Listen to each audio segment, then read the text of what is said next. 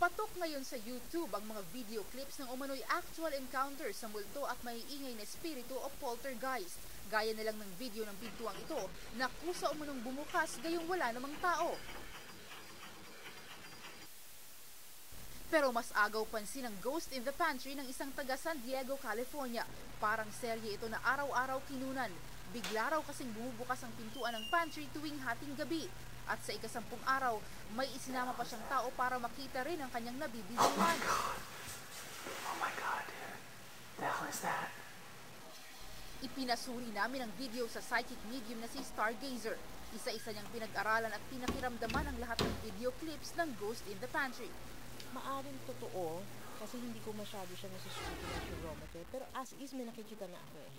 Pero hindi bilib ang senior graphic artist na si Jojo Abelga sa authenticity ng ipinakitang video sa YouTube. Madali lang sa kontrolin ng transparency ng dalawang elemento. Yung elemento mundo, sa ibabaw lang yung subject na kanyari multo. Bawasan na lang yung transparency na yun, blur out mo yung konti. Ayusin mo lang mga blending niya.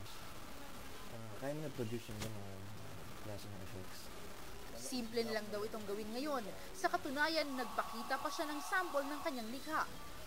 Totoo o hindi ang mga pagpapakita ng kung anong elemento sa mga video ito, isa lang ang tiyak.